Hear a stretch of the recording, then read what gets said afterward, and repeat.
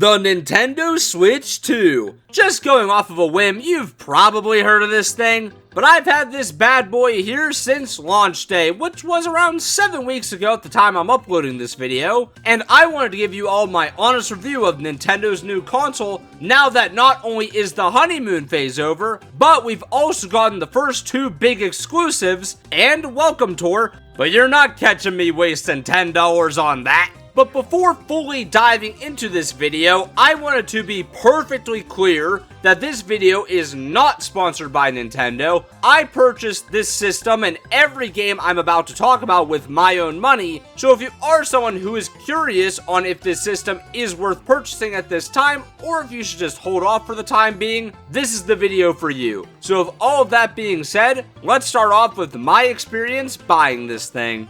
Cause oh boy was this launch messy. I'm sure if you were to ask everyone who got the Switch 2 on launch day, you'll get a variety of stories. Some more simple ones like, oh, I just got mine delivered, or oh, I just picked up my pre-order. Yeah, personally, I went to the midnight launch at my local GameStop that somehow made what should have been a simple process into a disorganized mess, which resulted in me waiting around there looking dumb till about 2:30 in the morning. Shout out to the people I was stuck in line with though, but hey, while my GameStop made this process 1,000 times harder than it should have been, at least they didn't put a staple through my screen. But after that slightly annoying couple of hours, I finally had my hands on the Switch 2, and I couldn't wait to go back home and immediately get back on my PC and continue playing Deltarune. Yeah, so Deltarune had already launched on other platforms the day before, and I had already started my playthrough on my PC. But I did still end up playing some Mario Kart World and Fortnite on the Switch 2 on launch day.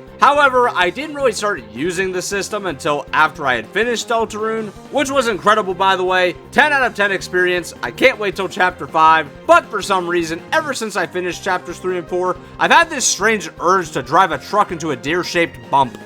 That aside, I have been using my Switch 2 more and more over the past few weeks so I could really get a feel of the new system before I reviewed it, though admittedly in many ways the Switch 2 really does just feel like using a better version of the original Switch, and I don't only mean that with how the games run better on the system, but I will still talk about that in a minute. Just the whole experience using this console does genuinely feel like an improved version of the Switch 1. For starters, the actual console is so much more comfortable to hold and use in handheld mode. Because I'm not gonna lie, my hands were cramping in agony after like 30 minutes of holding the first Switch. But with the Switch 2, I've been comfortably playing this thing while laying in my bed. Just make sure you put it down before you get too tired. If you drop this thing on your face, it is going to hurt. May or may not be speaking from experience. Handheld mode aside, I'm sure many of you are probably wondering about the new Joy-Cons, as it's no secret these things were kind of atrocious on the original system. I mean, Nintendo literally had to open a free repair service due to just how often these things got stick drift. Now, my Switch 1 Joy-Cons lasted 2 years without drifting, so I feel like it's way too early for me to definitively say if the problem still exists or not. But what I can say for now is while the Joy-Cons feel great while connected to the tablet, these things are still not comfortable to use as standalone controllers, with the only real exception being games that have a lot of motion controls in them like Skyward Sword. And as far as using the controller grip goes, just do yourself a favor and get a Pro Controller as soon as possible if you don't already have a Switch 1 Pro Controller, because those do still work. But the Switch 2 Pro Controller does have programmable buttons on the back of the controller, which is great for games like Fortnite. And that brings me to briefly talking about some of the games I've played on the system before going in depth on the 2 new exclusives. So of course I have to at least mention the Switch 2 version of Fortnite in this video, and while it's definitely not as good as playing the game on PC or a PS5, this is probably the best handheld version of the game you can get at this price. Like, it's pretty good, especially if you've been stuck on Switch 1 Fortnite this whole time. But just moving on from Fortnite, some Switch 1 games did get updates on Switch 2 which enhanced the resolution and increased their frame rates. And I have to say, I'm glad that Echoes of Wisdom is finally playable and doesn't stutter every 30 seconds.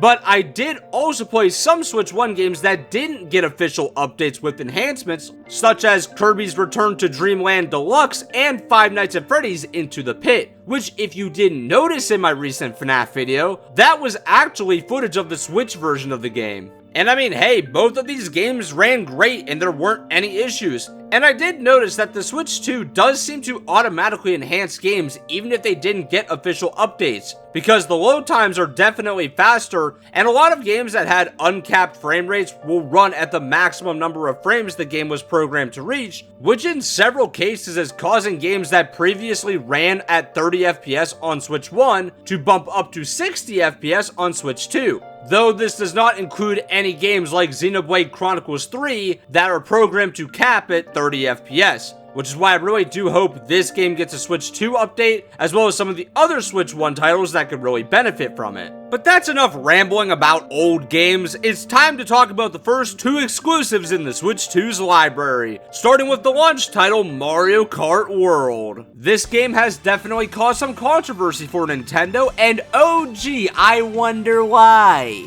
So, this is Nintendo's first $80 game. But let's be honest, 90% of people either got or will get this game bundled with their Switch 2, which basically knocks the game's price down to $50, which is closer to what this game actually should have cost. Cause yeah, Nintendo is completely out of their minds thinking that this game has $80 worth of content in it. Hell, I don't think any game should cost $80 unless it's some sort of special edition. But the horrible pricing aside, let's talk about the actual game. While I don't think I like this game more than Mario Kart 8 Deluxe, it's still a very good Mario Kart game and feels like it did enough things differently to not just feel like the same game again. Just to start off with my favorite parts of the game, the tracks are all extremely solid and easily the best looking tracks the series has ever had. Just in general, Mario Kart World is a really good looking game visually, and I absolutely understand why Nintendo wanted this game to launch with the system,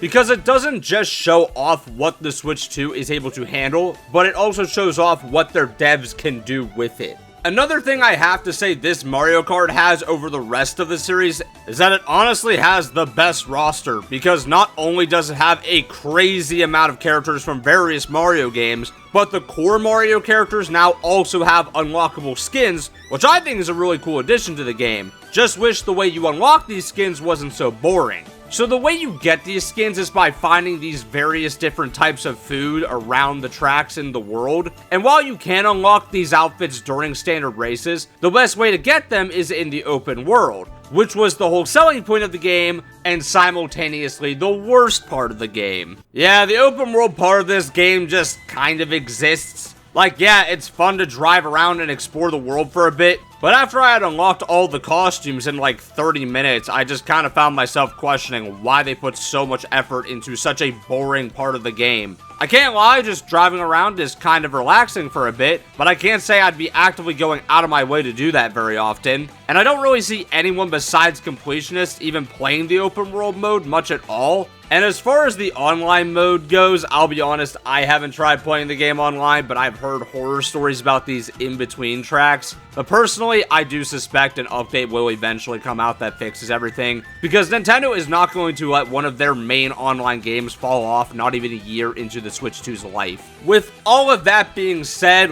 would I recommend picking up Mario Kart World? Only if you can get it with the console. It's definitely the perfect game to get with the system, but do not buy this game for $80. It is not worth that price. Just for comparison, Mario Kart 8 Deluxe is $60 and has, in my opinion, better tracks. And honestly, even if you don't include the DLC, I'm pretty sure this game has more content in it. Honestly, that $80 price tag really hurts how I view this game, but because it's that price, I have to rate it as such. Because don't get me wrong, I do think the game is fun, but not $80 worth of fun. So I will be giving Mario Kart World a 6 out of 10. So now it's time to move on to the real star of the show, Donkey Kong Bonanza. Just based off the trailers, I had a really good feeling about this game, but I still did not expect DK's new game to be this good. So in this game, you follow DK and a walking retcon on their journey to the planet's core to find the Bananza root, which apparently grants the wishes of its users. The game's got a simple plot and a lot of fun characters throughout it, both new and returning, with the highlight of course being the duo of Donkey Kong and Pauline, who bounce off of each other really well throughout the game and were a really fun pair to follow. But where this game really shines is in its gameplay,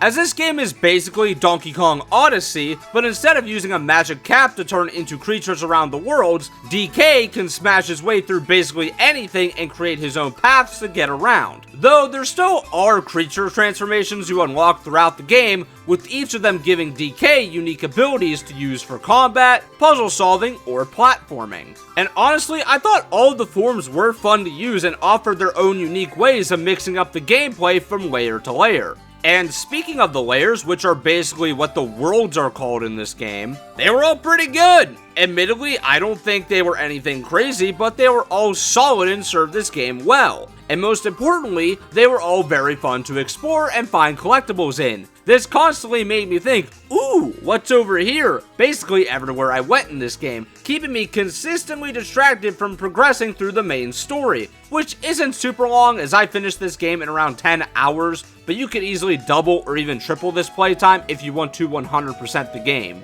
The only real issue I do have with this game is the boss fights for the most part were kind of lacking, except for the phenomenal one at the end of the game, and believe me, I'll get to that. But while there were a few solid encounters, most of these battles were just kind of lame due to how easy they are. And before anyone comments, Thunder, it's a Nintendo game. It's obviously not going to be difficult. That's where you'd be mistaken. See, Donkey Kong games have always kind of been Nintendo's more difficult platforming series, especially when compared to Mario. So I'm a little surprised that I found Bonanza so much easier than Odyssey, until I got to the end of the game, which Nintendo did a good job of hiding the surprise, so I'll give you a spoiler warning now if you want to skip ahead and not get spoiled like I did trying to make a thumbnail for my stream of this game. Anyways, King K. Rool is one of the greatest final bosses in any Nintendo game ever. I loved how just comically evil they made him. Like, King K. Rool has always been unhinged, but they made him as crazy as someone who hasn't seen the sun in 30 plus years, which is pretty fitting since he literally hasn't. But this game absolutely peaks from his surprise reveal to the final boss fight, which actually took me a few tries to beat, because this boss fight requires you to use all of the skills you've learned throughout the game to beat it, which is exactly what the final boss should do. It should be a challenge. The only issue I have with the fight is that the game drops down to like 20 FPS during one attack, which I can forgive when 99% of this game runs flawlessly, and the whole K. Rool sequence is just awesome. Alright, now that I'm done gushing about the spoiler stuff, in my opinion, this game should be seen as a system seller. Even if you don't have a Switch 2 now and are just waiting for some other games to come out before getting one, I would absolutely recommend this game, as it will for sure go down as one of the best games of this console generation. So I'm giving Donkey Kong Bonanza an easy 9.5 out of 10. And that wraps up everything I have to say about the Switch 2 and its games. Personally, I'm pretty satisfied with my purchase, despite what some weirdos who care way too much about how other people spend their money are saying about the Switch 2. See, I saved saying this till the end of the video because I know those people will never watch this far. But for you all who did make it to the end of this video, thank you all for watching. Please drop a like and tell me in the comments if you enjoyed this video. Seriously, I'm doing a lot of experimental content right now, so letting me know you liked this video tells me if I should make more like it. And lastly, if you haven't already, subscribe to the channel. But that's all for now. See ya.